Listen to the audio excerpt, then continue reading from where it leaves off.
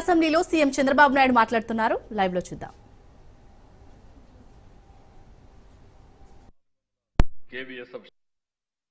ఇది కూడా 225/450 MWH Kuppam 220 kV substation దగ్గర 50 మెగావాట్ల నుంచి 100 MWH అంటే కుప్పంలో మేము ఒక ప్రయోగం చేయాలనుకుంటున్నాం. మీరు కూడా వర్కౌట్ చేసిన తర్వాత ఆలోచిస్తాం. ఎవ్రీ ఇంటికి సోలార్ పెట్టి అదే మాదిరిగా ఎంత కావాలనో అంత పవర్ అంతా అక్కడే జనరేట్ చేసి సోలార్ ద్వారా ఈ బ్యాటరీ కూడా పెట్టి పీక్ లోడ్ ఫ్యాక్టర్ని బ్యాలెన్స్ చేయడానికి బయట నుంచి రాకుండా అక్కడే సప్లై చేసే విధంగా ఈ బ్యాటరీ మ్యాచ్ చేస్తున్నాం. ఇది సక్సెస్ అయితే అన్ని నియోజకవర్గాల్లో ఇలాంటి పని చేసుకునే పరిస్థితి వస్తుంది. అయితే ఇక్కడ కొన్ని ప్రాబ్లమ్స్ కూడా ఉన్నాయి. పంప్డ్ ఎనర్జీ కంటే బ్యాటరీ ఎనర్జీ కాస్ట్ ఎక్కువ, అది కూడా మీరు గుర్తుపెట్టుకోవాలి. అంటే ఇక్కడ నేను చూసినప్పుడు ఒక ఎక్సర్సైజ్ మీకు చేశాం. ఆ ఎక్సర్సైజ్ మీరు చూస్తే వెరీ ఇంట్రెస్టింగ్గా కరెంటు ఛార్జీలు ఎట్లా పెరుగుతున్నాయి అన్నప్పుడు 2014 నుంచి 17-18 వరకు ఆవరేజ్ ₹4.40, ₹4.55, ₹4.28, ₹4.40, ₹4.40, మొత్తం ₹4.41 ఉంది unit average cost. Unit cost ఇది production cost average. Purchasing cost production cost కంటే పర్చేసింగ్ కాస్ట్ ఒకటి ఐడియల్ ఉంటుంది, ఒకటి థర్మల్ ఉంటుంది, ఇంకోటి విండ్ ఉంటుంది, ఒకటి ప్రైవేటు, ఒకటి గవర్నమెంట్ అన్నీ కలిపి. ఇక్కడికి 19-20కి 23-24కి వస్తే 21-22 5.5, 22-23 7.77, 23-24 7.61, ఆవరేజ్ కాస్ట్ ₹6.90. ఇక్కడ ₹6.90, అక్కడ ₹4.41, ₹1.50 పెరిగింది. ఈ భారం ఎవరు మోయాలి? ప్రజలే మోయాలి.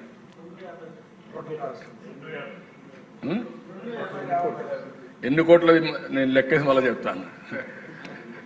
ఇక్కడ వచ్చింది ఏంటంటే దిశ, ఇక్కడే నాలెడ్జ్. అందరూ ఎమ్మెల్యేలు ఉన్నారు, మీరు కూడా క్యూరియాసిటీగా వింటున్నారు, సంతోషం. వినడమే కాదు అర్థం చేసుకొని మనం అందరం కొన్ని కొత్త ఆలోచనలు మీరు ఇస్తే ఐ విల్ వెరీ హ్యాపీ. మా డిపార్ట్మెంట్ కూడా నేను ఎప్పుడు పరీక్షలు పెడతానే ఉంటా. ఇప్పుడు కూడా పరీక్షలు పెట్టా, కొంతవరకు తయారు చేసుకొని వస్తున్నారు. ఇవన్నీ ఒక పేపర్ కూడా తయారు చేసి మీకు అందరికి ఇస్తాం. సోలార్ ఉత్పత్తి చేయాలంటే యాజ్ ఆన్ టుడే అరౌండ్, నేను ఎగ్జాక్ట్గా చెప్పడం లేదు, ఇట్ ఆల్ డిపెండ్స్ అపాన్ సప్లయర్ని బట్టి, కాంపిటీషన్ బట్టి వస్తుంది. ₹2.60. విండ్ తయారు కావాలంటే ₹3.60. థర్మల్ చేయాలంటే ₹7.06, ₹7.5, ₹8 కూడా. ఒక చిన్న ఎగ్జాంపుల్ మీరు గుర్తుపెట్టుకోండి. పిట్ హెడ్, ఎక్కడైతే కోల్ మైన్ ఉంటే అక్కడ కానీ ప్లాంట్ పెట్టి అక్కడి నుంచి నేరుగా ట్రాన్స్మిషన్లో తీసుకొస్తే ₹1 తగ్గుతుంది.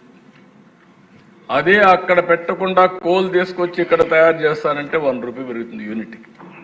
That is the money. Andhra university మాజీ వీసీపై ఆరోపణలు వెల్లువెత్తుతున్నాయి. ఈ నేపథ్యంలోనే వీసీ ప్రసాద్ రెడ్డిపై వచ్చిన ఆరోపణలపై కూటమి ప్రభుత్వం కీలక నిర్ణయం తీసుకుంది. విజిలెన్స్ విచారణకు ఆదేశిస్తామన్నారు మంత్రి నారా లోకేష్. 60 రోజుల్లో చర్యలు తీసుకుంటామని స్పష్టం చేశారు. వైసీపీ కోసం పనిచేశారని మాజీ వీసీపై టీడీపీ ఎమ్మెల్యేలు ఆరోపణలు చేశారు. అంతేకాదు వర్సిటీని వైసీపీ ఆఫీస్ గా మార్చేశారంటూ ఆగ్రహం వ్యక్తం చేశారు. అంతేకాదు అనేక అక్రమాలకు పాల్పడ్డారంటూ తీవ్ర ఆరోపణలు చేశారు. వర్సిటీలో తప్పు చేయాలంటేనే ఇకపై భయపడేలాగా చర్యలు ఉంటాయన్నారు నారా లోకేష్. అధ్యక్ష, ఇన్ఛార్జ్ వైస్ ఛాన్సలర్ గారు ఒక కమిటీ నియమించారు. ఆ కమిటీ ద్వారా రిపోర్ట్ ఇవ్వాలని వాళ్ళు అడుగుతాం జరిగింది అధ్యక్ష. అందుకే గౌరవ సభ్యులు అడిగారు ఈరోజు ఎట్టి పరిస్థితుల్లో మీరు విజిలెన్స్ ఎంక్వైరీ చేయాలని. ఇది హౌస్ రిక్వెస్ట్ కనుక తప్పనిసరిగా 60 రోజులు అంటే టైం బౌండ్ పెట్టమని అందరు కోరారు. 60 రోజులు విజిలెన్స్ ఎంక్వైరీ పూర్తి చేసి తిరిగి ప్రభుత్వానికి పంపించాలని గౌరవ హౌస్ తరఫున ఆదేశాలు జారీ చేసి ఆ రిపోర్ట్ మళ్ళీ తిరిగి గౌరవ సభ్యులకు అందించే బాధ్యత ఒక మంత్రిగా నేను తీసుకుంటాను. రిపోర్ట్ వచ్చిన వెంటనే తప్పనిసరిగా కఠినంగా వ్యవహరిస్తాం. ఎవరిని ఉపేక్షించేది లేదని గౌరవ సభ్యులు తెలుపుకుంటూ, ఇంకొకసారి పొరపాటు చేయాలంటే భయపడాలి. అలాంటి యాక్షన్ తీసుకుంటేనే ప్రభుత్వ విశ్వవిద్యాలయాలు మనం కాపాడగలుగుతామని గౌరవ సభ్యులు కూడా మంచి సూచన చేశారు. ఆ తప్పనిసరిగా విజిలెన్స్ రిపోర్ట్ వచ్చిన తర్వాత గౌరవ ముఖ్యమంత్రి గారు టేబుల్ లైన్ కూడా పెట్టి ఎలాంటి యాక్షన్ తీసుకోవాలో ప్రభుత్వం కఠినమైన యాక్షన్ తీసుకుంటుందని గౌరవ సభ్యులకి సభసాక్షిగా హామీ ఇస్తున్నాను. అధ్యక్ష, ఇన్ఛార్జ్ వైస్ ఛాన్సలర్ గారు ఒక కమిటీ నియమించారు. ఆ కమిటీ ద్వారా టిడ్కో ఇళ్ల లబ్ధిదారుల తొలగింపు, మౌలిక వసతుల కల్పనపై అసెంబ్లీలో సమాధానమిచ్చారు మంత్రి నారాయణ. గత ప్రభుత్వం 22,640 మంది టిడ్కో లబ్ధిదారులను తొలగించి వేరే వారికి ఇల్లు కేటాయించిందన్నారు. కేవలం 57,000 ఇళ్లనే వైసీపీ ప్రభుత్వం పూర్తి చేసిందని మంత్రి అన్నారు. లబ్ధిదారుల మార్పులో అవకతవకలపై కమిటీ వేసి చర్యలు తీసుకుంటామన్నారు. 2014-19లో ముఖ్యమంత్రి గారి యొక్క ఆదేశం ప్రకారం ఆ రోజు ప్రతి పేదవాడికి మంచి ఇల్లు ఇవ్వాలనే ఉద్దేశంతో 7,01,480 ఇళ్ళు యాక్చువల్గా శాంక్షన్ చేశాం. అందులో 4,54,704 ఇళ్ళు టెండర్ బిల్స్ గ్రౌండ్ చేశాం అధ్యక్ష. అయితే గత ప్రభుత్వం ఏదైతే గ్రౌండ్ అయిన వాటిలో మొత్తం 2,38,360 ఇళ్ళని క్యాన్సిల్ చేసింది. 2,61,640 కడతామని నిర్ణయించారు. కానీ అదన్నా కట్టారంటే 5 సంవత్సరాలు కలిసి వాళ్ళు కట్టింది పూర్తి చేసింది 57,040 ఇళ్ళు ఇవ్వకుండానే వాళ్ళ మీద లోన్ రైజ్ చేసింది అధ్యక్ష. మొత్తం 77,606 మంది మీద 2,275 కోట్లు రైజ్ చేసింది. ఇందులో 40,570 మందికి అసలు ఇల్లు ఇవ్వాల. వాళ్ళకి ఈఎంఐలు వస్తున్నాయి, వాళ్ళు ఎన్పి అవుతుంది వాళ్ళ అకౌంట్స్. ఇప్పుడు యాక్చువల్గా మనం కంప్లీట్ చేయాలని బ్యాంకులో పోతే బ్యాంక్ వాళ్ళు మీరు కూడా అగ్రిమెంట్లో ఉండారు కాబట్టి ఆ డబ్బులు కట్టమని కూర్చున్నారు. అయితే ఎవరికైతే ఇల్లు ఇవ్వకుండా బ్యాంక్ లోన్ రైజ్ చేశారో అది కట్టడానికి ముఖ్యమంత్రి గారు అడిగాం. 140 కోట్లు యాక్చువల్గా ముఖ్యమంత్రి గారు శాంక్షన్ చేశారు. ఆ యొక్క 140 కోట్లు కట్టడం జరుగుతుంది అధ్యక్ష. ఈ 2,61,640 కంప్లీట్ చేయాలంటే 7,000 కోట్లు కావాలి అధ్యక్ష. అంతా ఇంత కాదు. అయితే ముఖ్యమంత్రి గారు అట్కో ద్వారా లోన్ తీసుకోమన్నారు. 4,460 కోట్లు అట్కో కూడా శాంక్షన్ చేశారు అధ్యక్ష. ముఖ్యమంత్రి గారు ఈ సంవత్సరం జూన్ 12 లోపల 430, 360 కంప్లీట్ చేయమన్నారు. అది కంప్లీట్గా జూన్ 12 లోపల 430 and 360 కంప్లీట్ చేస్తాం. మిగతా కూడా టేకప్ చేసేట్టు జరుగుతుంది అధ్యక్ష. వైసీపీ మాజీ ఎంపీ విజయసాయిరెడ్డి విమర్శలకు వైసీపీ నేత అమర్నాథ్ కౌంటర్ ఇచ్చారు. వైఎస్ జగన్మోహన్ రెడ్డి చుట్టూ కోటరీ ఉందని, ఆ కోటరీ వల్లే తాను వైఎస్ఆర్సీపీకి దూరమయ్యానని విజయసాయిరెడ్డి చేసిన వ్యాఖ్యలకు వైసీపీ నేత గుడివాడ అమర్నాథ్ కౌంటర్ ఇచ్చారు. ఆయన గతంలో ఢిల్లీలో మాట్లాడిన మాటలకు, ఇప్పుడు విజయవాడలో మాట్లాడిన మాటలకు ఎక్కడా పొంతన లేదని అమర్నాథ్ చురకలు అంటించారు. వైఎస్ జగన్ కోటరీ అంటే అది ప్రజలేనన్నారు అమర్నాథ్. ఒకరి మీద ప్రేమ పుడితే మరొకరి మీద ప్రేమ విరిగిపోతుందన్నారు. వ్యవసాయం చేస్తారన్న విజయసాయి రాజకీయమే చేస్తున్నారని అమర్నాథ్ చెప్పారు. జగన్మోహన్ రెడ్డి గారి కోటరీ అంటే ఈ రాష్ట్రంలో వైఎస్ఆర్ కాంగ్రెస్ పార్టీ చంద్రబాబు నాయుడు పక్కన కోటరీ లేదా? అది రాజకీయం కాదు. అసలు ఏ ప్రొఫెషన్లో కోటరీ ఉండదో చెప్పు. నీకు ఒకరి మీద మనసు ఇరిగిపోయిందని అంటే ఇంకొకరి మీద ప్రేమ పుడితేనే ఇక్కడ మనసు ఇరిగిపోద్ది. అది ఎవరి మీద ప్రేమ పుట్టిందో, ఎవరి మనసు దేనికి ఇరిగిపోయిందో అనేటువంటి త్వరలో తెలుస్తుంది మనకి. 2024లో మళ్ళీ జగన్మోహన్ రెడ్డి గారు అధికారంలోకి వచ్చి మళ్ళీ రెండోసారి ముఖ్యమంత్రి అయి ఉంటే మాట్లాడేవారా? ఢిల్లీలో వారు మాట్లాడినటువంటి మాటలకి, విజయవాడలో మాట్లాడినటువంటి మాటలకి చాలా వ్యత్యాసం కనబడింది అనేటువంటిది నా అభిప్రాయం. ఆయన వ్యవసాయం చేసుకోబోట్లేదు, రాజకీయం చేయబోతున్నారు అనేటువంటిది. తెలంగాణ అసెంబ్లీలో బీఆర్ఎస్ ఎమ్మెల్యే జగదీష్ రెడ్డి చేసిన వ్యాఖ్యలపై దుమారం రేగింది. స్పీకర్ను ఉద్దేశించి చేసిన వ్యాఖ్యలకు ఆయన క్షమాపణ చెప్పాలని మంత్రి శ్రీధర్ బాబు, కాంగ్రెస్ ఎమ్మెల్యేలు డిమాండ్ చేశారు.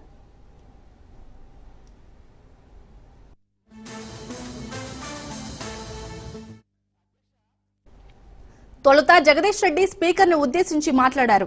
ఈ సభ అందరిది, సభ్యులందరికీ సమాన అవకాశాలు ఉన్నాయన్న జగదీష్ రెడ్డి తమ అందరి తరపున పెద్ద మనిషిగా స్పీకర్గా మీరు కూర్చున్నారని గడ్డం ప్రసాద్ కుమార్ ని ఉద్దేశించి అన్నారు. అంతేకాదు, ఈ సభ మీ సొంతం కాదంటూ వ్యాఖ్యానించారు. సభా సంప్రదాయాలకు విరుద్ధంగా జగదీష్ రెడ్డి మాట్లాడారని స్పీకర్ ఆక్షేపించారు.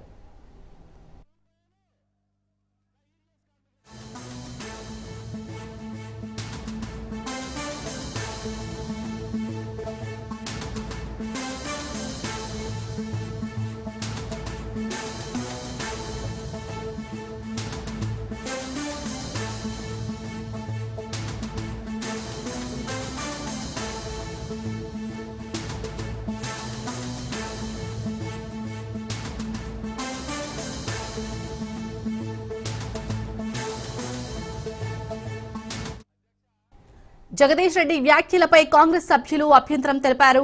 స్పీకర్ను దూషించేలా ఆయన మాట్లాడారని మంత్రి శ్రీధర్ బాబు అన్నారు. జగదీష్ రెడ్డి మాట్లాడిన ప్రతి పదాన్ని వెనక్కి తీసుకోవాలని డిమాండ్ చేశారు. ఆయన అహంకారంతో మాట్లాడకుండా క్షమాపణ చెప్పాల్సిందేనన్నారు.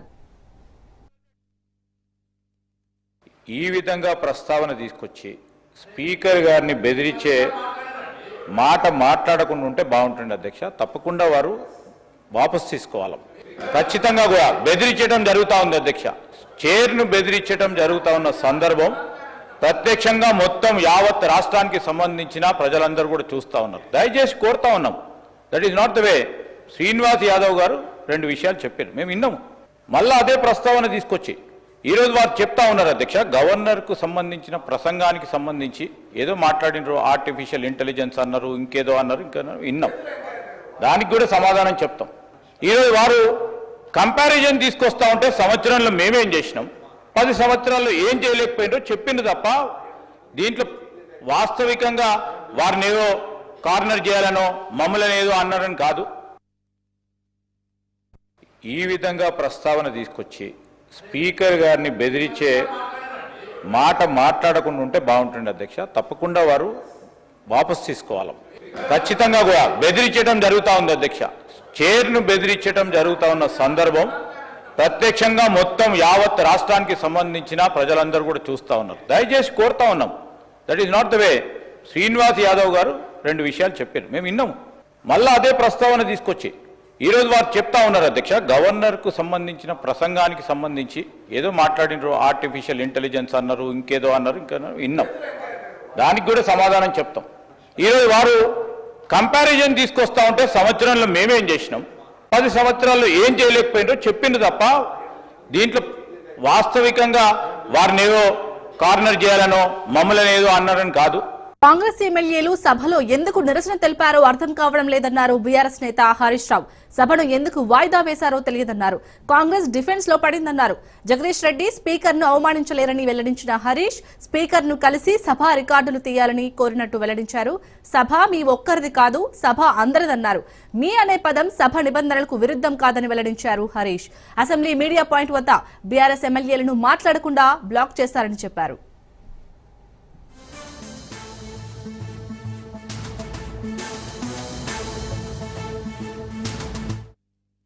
కాంగ్రెస్ ఎమ్మెల్యేలు సభలో ఎందుకు నిరసన తెలిపారో అర్థం కావడం లేదన్నారు బీఆర్ఎస్ నేత హరీష్ రావు. సభను ఎందుకు వాయిదా వేశారో తెలియదన్నారు. కాంగ్రెస్ డిఫెన్స్ లో పడిందన్నారు. జగదీష్ రెడ్డి స్పీకర్ ను అవమానించలేదని వెల్లడించిన హరీష్ స్పీకర్ ను కలిసి సభ రికార్డులు తీయాలని కోరినట్లు వెల్లడించారు. సభ మీ ఒక్కరిది కాదు, సభ అందరిదన్నారు. మీ అనే పదం సభ నిబంధనలకు విరుద్ధం కాదని వెల్లడించారు హరీష్. అసెంబ్లీ మీడియా పాయింట్ వద్ద బీఆర్ఎస్ ఎమ్మెల్యేలను మాట్లాడకుండా బ్లాక్ చేశారని చెప్పారు.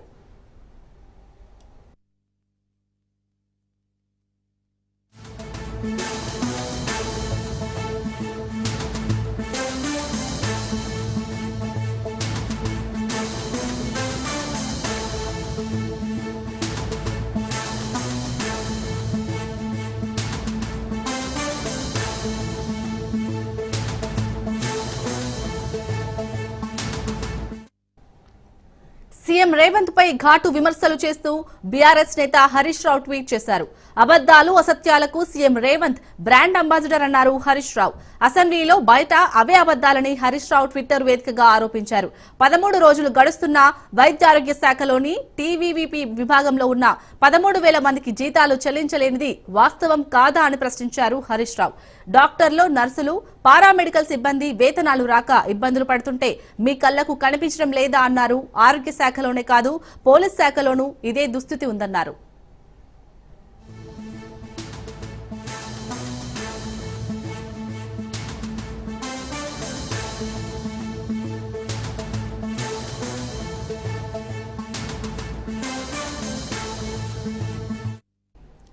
సీఎం రేవంత్ పై ఘాటు విమర్శలు చేస్తూ బీఆర్ఎస్ నేత హరీష్ రావు ట్వీట్ చేశారు. అబద్దాలు అసత్యాలకు సీఎం రేవంత్ బ్రాండ్ అంబాసిడర్ అన్నారు హరీష్ రావు. అసెంబ్లీలో బయట అవే అబద్దాలని హరీష్ రావు ట్విట్టర్ వేదికగా ఆరోపించారు.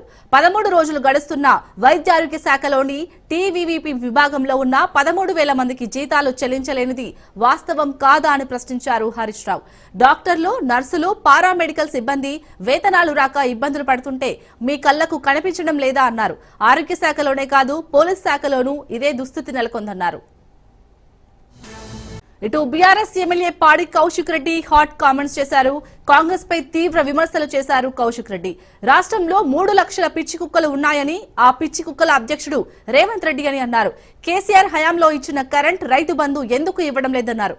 కేసీఆర్ మీద కక్షతోనే రైతుల పంటను ఎండబెడుతున్నారని ఆరోపించారు. రేవంత్ కి రాజకీయ భిక్ష పెట్టింది కేసీఆర్ అని కౌశిక్ గుర్తు చేశారు. పంటలకు నీళ్లు వదలకపోతే రైతులతో కలిసి రోడ్డెక్కుతానని కౌశిక్ హెచ్చరించారు. ట్యాంకర్లతోని మా పొలం ఎండిపోతా ఉంది, మేము నీళ్లు కొడతా ఉన్నాము చూడండి. మేము కాంగ్రెస్ పార్టీకి ఓటేయమని చెప్పి నా తల్లిదండ్రులకి నేనే చెప్పిన. ఎందుకంటే మా తాతకి 2,000 నుంచి 4,000 రూపాయల పెన్షన్ ఇస్తామన్నాడు. కానీ ఆ 4,000 రూపాయల పెన్షన్ రాలే, కానీ నా 4 ఎకరాల పొలం మాత్రం ఇవాళ ఎండిపోతా ఉంది అని చెప్పి ఆ చిన్న పిల్లగాడు చెప్తా ఉన్నాడు. చాలా బాధ అనిపిస్తా ఉంది. మా బీఆర్ఎస్ పార్టీ మీ ఎమ్మెల్యేల మీద మా మీద కోపం ఉంటే మా మీద తీర్చుకోండి, కానీ మా తెలంగాణ రైతాంగాన్ని మీద తీర్చుకోవద్దని చెప్పి సందర్భంగా తెలియజేస్తా ఉన్నాం. ఇలా కేసీఆర్ గారు ఉన్నప్పుడు నీళ్ళు ఎట్లొస్తాయి, ఇలా కేసీఆర్ గారు దిగిపోగానే నీళ్ళు ఎట్లా బంద్ అయితే అని నేను అడుగుతా ఉన్నాను. ఇలా కేసీఆర్ గారు ఉన్నప్పుడు అద్భుతమైన 24 గంటల ఫ్రీ కరెంట్ ఎట్లొస్తుంది, ఇలా చక్కగా కరెంట్ ఎందుకు రాదు అని నేను అడుగుతా ఉన్నాను. కేసీఆర్ గారు ఉన్నప్పుడు రైతు బంధు టైంకి ఎట్టబడుతుంది, ఇవాళ రైతు బంధు టైంకి ఎట్టబడదని నేను అడుగుతా ఉన్నాను. ఇరిగేషన్ డీలకి ఏఈలకి అందరు కూడా మాట్లాడుతా ఉన్నా, పంట పొలాలు ఎండిపోయే ప్రమాదం ఉంది. ఎట్టు పరిస్థితుల్లో మీరు కంపల్సరీ నీళ్ళు ఇవ్వకపోతే ఖచ్చితంగా రైతులని తీసుకొని నేను రోడ్డెక్కుతా అని చెప్పి కూడా ఈ ప్రభుత్వాన్ని హెచ్చరిస్తా ఉన్నా అని చెప్పి సందర్భంగా తెలియజేస్తా ఉన్నాను. ఈ 15 నెలల కాంగ్రెస్ పాలన ఎట్లుందంటే ఇవాళ 15 స్కాములు. ఇవాళ సన్న బియ్యం స్కామ్, బుడద స్కామ్, ఇసుక స్కామ్, బీఆర్యూ ట్యాక్స్ స్కామ్. ఇలా ఒక ముఖ్యమంత్రి స్థాయి ఉండి సిగ్గు లేకుండా శరం లేకుండా రేవంత్ రెడ్డి గారు ఇలా ఎదుటి ఒక ఎల్ఓపి లీడర్ని చావుని కోరుకుంటారా అండి ఎవరన్నా? మొరిగే కుక్కలు మొరుగుతూనే ఉంటాయి, కొండను చూసి కుక్కలు మొరిగితే కొండకు చేట. నేను అడుగుతా ఉన్నాను, ఇదే కేసీఆర్ గారు లేకపోయి ఉంటే ఈ తెలంగాణ వచ్చేదా? మళ్ళా ఇదే తెలంగాణకి రేవంత్ రెడ్డి గారు ముఖ్యమంత్రి అయ్యేదా? నీకు కూడా రాజకీయ భిక్ష పెట్టింది కేసీఆర్ అనేది విషయం నువ్వు మర్చిపోకు రేవంత్ రెడ్డి అని చెప్తావు. నువ్వు ఇచ్చిన 6 గ్యారంటీలు హామీలుతో ఏ విధంగా అయితే నువ్వు ప్రజలకు ఇచ్చినావు, ప్రజలని నమ్మించినావో, నిన్ను నమ్మి ప్రజలు ఓటేసినందుకు ఇలా ప్రజలు పెడుతున్న శాపనార్థాలకు కుక్క సాగు వచ్చేది రేవంత్ రెడ్డి అని చెప్పి సందర్భంగా తెలియజేస్తా. బీఆర్ఎస్ నేతలపై ప్రభుత్వ విప్ ఆది శ్రీనివాస్ ఆగ్రహం వ్యక్తం చేశారు. బీఆర్ఎస్ నాయకులు నోరు అదుపులో పెట్టుకోవాలన్నారు ఆది శ్రీనివాస్. ఇష్టానుసారంగా మాట్లాడితే ఎవరు ఊరుకోరన్నారు ప్రభుత్వ విప్. సీఎం పదవి కంటే స్టేచర్ ఇంకేమైనా ఉంటుందా అన్నారు. సీఎం రాష్ట్రానికి పెద్దన్న లాంటి వాడన్నారు. 10 ఏళ్లు పందికొక్కుల్లాగా రాష్ట్రాన్ని దోచుకున్నారని ఆరోపించారు ఆది శ్రీనివాస్. అసలు స్టేచర్ గురించి మాట్లాడింది ముందుగా మీ కేటీఆర్ గారు. స్టేచర్ అనేటువంటిది ఈ తెలంగాణ రాష్ట్రంలో ముఖ్యమంత్రి పదవి కంటే మరొకటి గొప్పది ఎక్కడైనా ఉందా అని అడుగుతారు మిమ్మల్ని. ఈరోజు కేసీఆర్ గారు మీకు నాయకుడు కావచ్చు, కానీ గౌరవ రేవంత్ రెడ్డి గారు ఈ రాష్ట్రానికి ముఖ్యమంత్రిగా, ఈ రాష్ట్రానికి పెద్దనలాగా ఈరోజు ముఖ్యమంత్రి హోదాలు ఉంటే అసలు తెలంగాణలో ముఖ్యమంత్రి పదవి కంటే స్టేచర్ ఇంకా ఉన్నటువంటి పదవి ఏముందని అంటున్నా. అంటే ముఖ్యమంత్రి పదవి కూడా మీ కళ్ళకు కనిపించడం లేదా అని అడుగుతున్నా. ఊకే స్టేచర్ స్టేచర్ అంటుండ్రే, ఆ స్టేచర్కు మీకు తగరనే కదా 14-15 మాసాల క్రితం తెలంగాణ ప్రజలు ఇందిరమ్మ రాజ్యం రావాలని బీసీ అధ్యక్షులు ఉన్నటువంటి రేవంత్ రెడ్డి గారిని ముఖ్యమంత్రి చేశారు. అది కదా స్టేచర్ పదవి అని అడుగుతున్నాం. 10 ఏళ్ళు పందికొక్కుల్లాగా రాష్ట్రాన్ని దోచుకున్నటువంటి మీరు ఈరోజు మా ముఖ్యమంత్రి గారి మాట్లాడుతారు అంటున్నారు.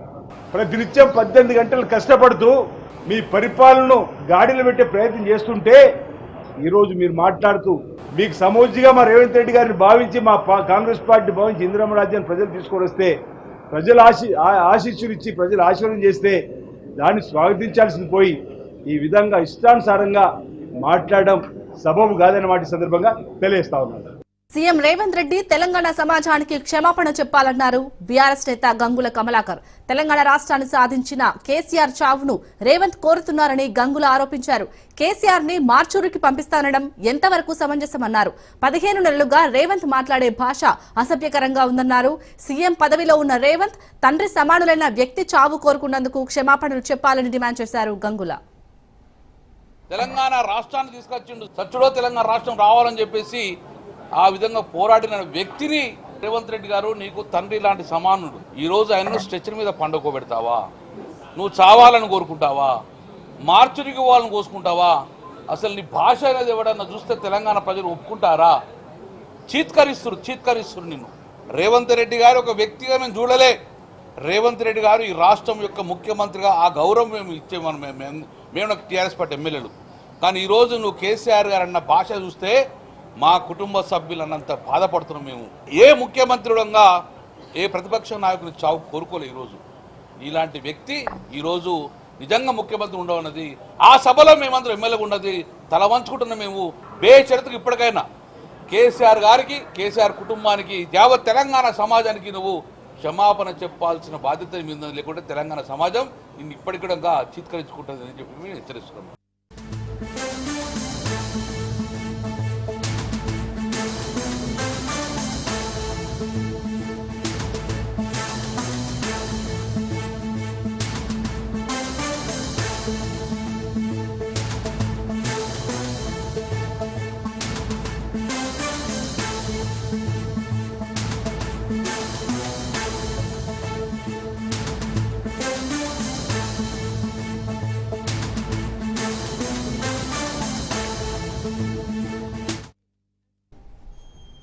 ఎక్కడైనా విద్యార్థులు తప్పు చేసినా చదువులో వెనుకబడిన టీచర్లు దండిస్తారు, లేకపోతే విద్యార్థుల తల్లిదండ్రులకు చెప్పి హెచ్చరిస్తారు. కానీ ఇక్కడ అందుకు భిన్నంగా జరిగింది. స్కూల్లో విద్యార్థులు చదువులో వెనుకబడ్డారని హెడ్ మాస్టర్ ఆవేదన వ్యక్తం చేశారు. విద్యార్థులకు దండం పెట్టి గుంజీలు తీసి తనకు తాను గుంజీలు తీశాడు. ఈ ఘటన విజయనగరం జిల్లాలోని బొబ్బిలి మండలం పెంట జెడ్పీ స్కూల్లో జరిగింది. హెచ్ఎం రమణ విద్యార్థులను కొట్టలేం, తిట్టలేం, ఏం చేయలేమని వారి ముందే గుంజీలు తీశాడు.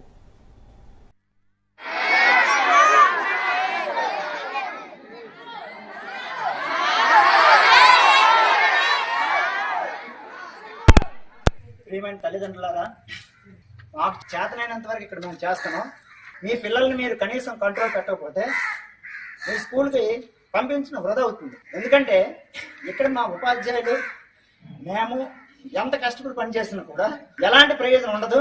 మీరు మీ పిల్లల్ని అద్దులో పెట్టుకోకపోతే మీరు పాఠశాలకు పంపించడం వృధా అవుతుంది. ఇది మైండ్లో పెట్టుకుని మీరందరూ కూడా మీ పిల్లల్ని చదువు కోసం పంపిస్తే శ్రద్ధగా ఇంటి దగ్గర చదివించండి. ఇంకా దేనికోసం అయితే పంపిస్తే పాఠశాలకు పంపించొద్దు.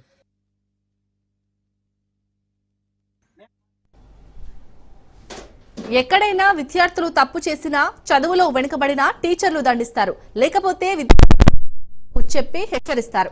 కానీ ఇక్కడ అందుకు భిన్నంగా జరిగింది. స్కూల్లో విద్యార్థులు చదువులో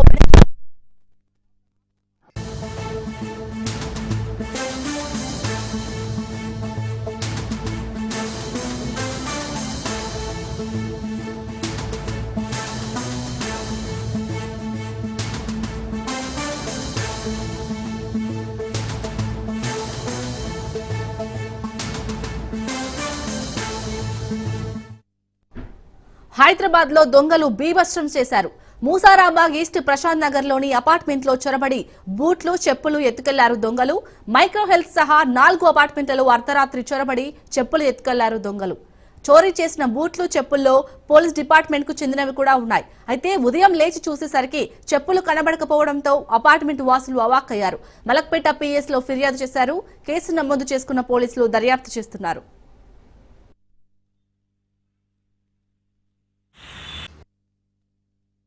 మైక్రో హెల్త్ కేర్ అపార్ట్మెంట్ తో సహా దాని చుట్టుపక్కల ఉన్న 4 అపార్ట్మెంట్లలో అర్ధరాత్రి అంటే తెల్లవారుజాము అంటే దొంగలు అపార్ట్మెంట్ లో జొరబడి ఇంటి ముంగడ ఉన్న ఈ బ్రాండెడ్ పిల్లల సాఫ్ట్వేర్ ఇంజనీర్ పిల్లలందరూ ఆఫీసర్స్ కూడా పనిచేసే వాళ్ళు ఉన్నారు. బ్రాండెడ్ బూట్లు, చెప్పులు అన్ని మొత్తం ఉడ్చుకొని మూట కట్టుకొని అందరూ ఎత్తుకెళ్ళారు. ఈ అపార్ట్మెంట్ కు చుట్టుపక్కల ఉన్న అపార్ట్మెంట్లలో కూడా ఈ దొంగలు మొత్తం వాళ్ళందరూ బయటకు వచ్చి చెప్పిన సందర్భంలో 4-5 అపార్ట్మెంట్లలో ఈ మొత్తం ఈ దొంగలు మొత్తం బూట్లు చెప్పులు అన్ని ఓన్లీ బూట్లు చెప్పుల మీద కాన్సన్ట్రేట్ చేసారు వాళ్ళు.